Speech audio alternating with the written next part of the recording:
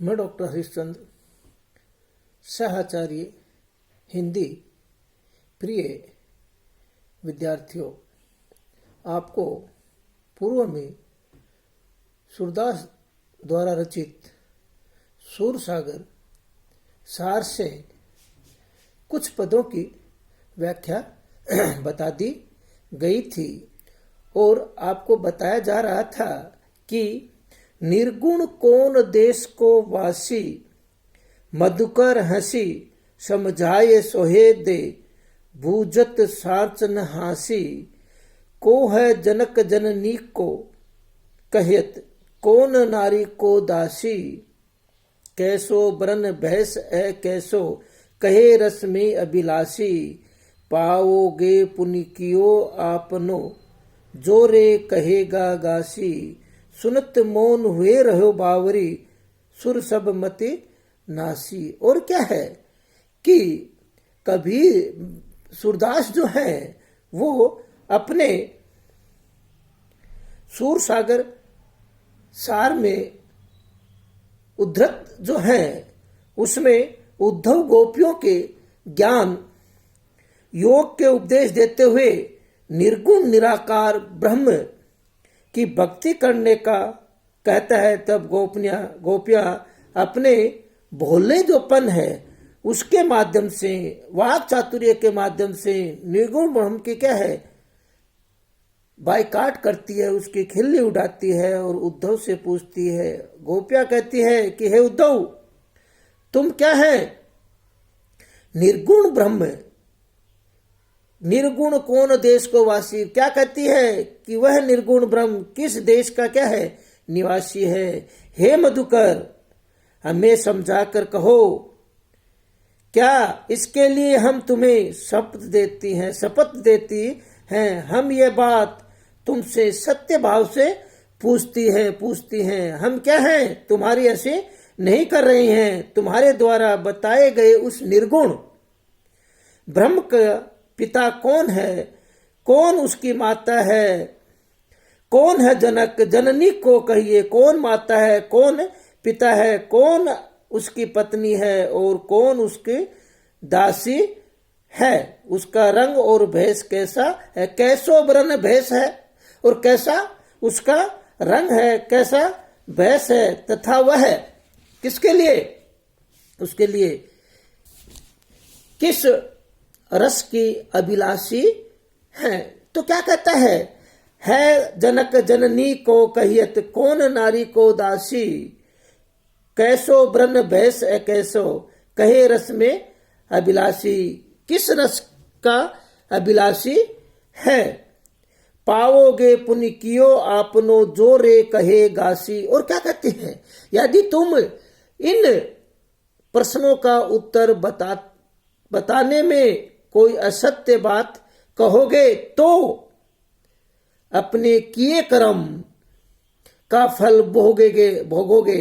कवि सूरदास वर्णन करते हैं कि गोपियां इस कथन को सुनकर उद्धव ठगे रह जाते। पाओगे सुन किए आपनो जो रहे गासी, सुनत मौन हुए बावरी, सूर सब मत नासी। और क्या है, वो उनका सुन के जो कौन उद्धव है वो क्या हो गए, ठगे गए व्यक्ति के समान मौन हो गए और कुछ उत्तर नहीं दिए सके। इससे उसे ऐसा लगा कि प्रेमातिरेक ने इन सभी गोपियों की बुद्धि क्या कर दी है, नष्ट कर दी है, नाशी कर दी गई है। यहाँ पर क्या है, गोपियों के माध्यम से सूरदास को जो है निर्गुण निराकार भक्ति का खंडन किया है और ज्ञानों का प्रेम भक्ति की अनुयुक्ति की है। अगला है, हमारे हरि हरियल की लकीर, मन वच कर्म नंदन सो उर यह दृढ़ करी पकरी, जागत सोवत सपन सुख काने कान जकरी, सुनते ही जोग लगत ऐसो अली, जो करो ही ककरी, सोई व्याध हमें ले आए, देखे सुनी न करी, यह तो सुर तिन्हीं ले दीजे जिनके मन चक्री। और यहां पर क्या है, सूरदास जी द्वारा रचित जो सूर सागर से ये संबंधित है। इसमें गोपियां उद्धव के समक्ष कृष्ण के प्रति अपनी एक निष्ठा की जो भावना है उसको क्या करती है, व्यक्त करती है। जैसे आपको मालूम हो कि एक पक्षी होता है और वो अपने पैर में क्या है, एक लकड़ी ले लेता है और वो क्या सोचता है कि मैं किसके ऊपर, पेड़ पर बैठा हुआ हूं। तो गोपियां उद्धव के निर्गुण जो ब्रह्म है के उपदेश को सुनकर उसे अस्वीकार कर देती है, उसका खंडन कर देती है, उसको मानती नहीं है और कहती है कि हे उद्धव, हमारे लिए तो श्री कृष्ण क्या है, अरियल की क्या है, हरियल की लकड़ी के समान है। जिस प्रकार हरियल पक्षी अपने पंजों में सदा क्या करता है, लकड़ी दबाए रखता है, लकड़ी को क्या करता है, अपने पंजों में रखता है और वो किसी भी अवस्था में नहीं छोड़ती है, उससे अलग कभी भी नहीं होती है। उसी प्रकार से हम भी क्या है, उस अरियल की लकड़ी के समान है कि हम क्या है, कभी भी उनको नहीं छोड़ सकते। उसी प्रकार हम कृष्ण को अपने हृदय में क्या किए हुए हैं, बसाए हुए हैं और इसका किसी भी प्रकार त्याग नहीं करते, उनको कभी भी नहीं छोड़ पाते। हम मन, वचन और कर्म से अपने हृदय में इस श्री कृष्ण रूपी लकड़ी को पूर्ण रूप से दृढ़ता के साथ क्या करते हैं, पकड़े रहते हैं। जागत सोवत सपने सेतु कहने कहने जकरी। और क्या है कि हम सोते वक्त, जागते वक्त, सपने में केवल क्या करते हैं, केवल उन्हीं का रट लगाते रहते हैं, काना काना को क्या करते हैं, पुकारते रहते हैं। सुनते जोग लगत ऐसे अली जो करे ककरी। और क्या कहते हैं कि तुम्हारे योग उपदेश सुनते ही ये हमें कड़वी ककड़ी के समान लगता है, अर्थात इसमें बहुत दुख है। क्योंकि ककड़ी क्या होती है, मुंह में लेते ही क्या होता है, उसका खट्टापन जो है, कड़वा जोपन है, वो क्या होता है, स्वतः ही मालूम पड़ जाता है, जो क्या करता है, दुखी करता रहता है। तुम तो हमारे लिए ऐसी बीमारी ले आए हो, सोई व्याधि, व्याधि होती है बीमारी, सोई व्याधि हमें ले आए देखी सुनी ने करी। और क्या कहते हैं, आप तो ऐसी बीमारी लेके आ गए हो जो हमने क्या है, कभी भी हमने देखी है, न सुनी है और न भोगे है। तुम अपने ये उपदेश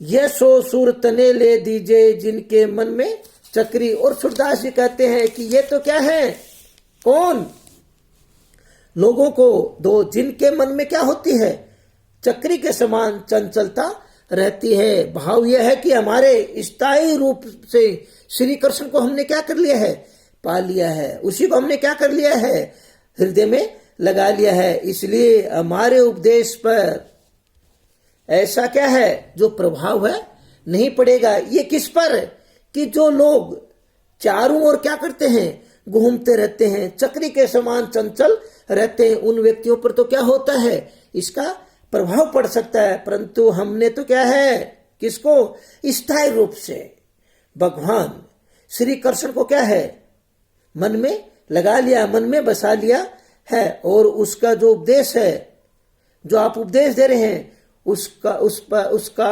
हमारे ऊपर कोई प्रभाव नहीं पड़ता है। तो देखिए यहां पर सूरदास जो है उस गोपियों की दृढ़ निष्ठा, एक निष्ठा और जो भाव है वो बताते हैं कि केवल हम तो क्या है कि मन में श्री कृष्ण को बसा लिया है। जिस प्रकार से क्या है, अरियल लकड़ी को क्या है, अपना सहारा समझ लेती है, उसी को अपने हृदय में बिठा लेती है, उसी प्रकार से हमने भी क्या है, भगवान श्री कृष्ण को क्या कर लिया है, हमारे हृदय में बसा लिया है। हम क्या है, जो मन है वो क्या है, इधर उधर घूमने वाला नहीं है, चंचल नहीं है, जिसके कारण क्या है कि वो आज यहाँ है, कल वहां है। हमारा मन तो क्या है, स्थायी है, वो तो केवल क्या है, भगवान श्री कृष्ण के ही है। आपका जो उपदेश है पर प्रभाव हमारे ऊपर नहीं पड़ सकता। ये कौन कहते हैं, सूरदास जी कहते हैं। और यहाँ पर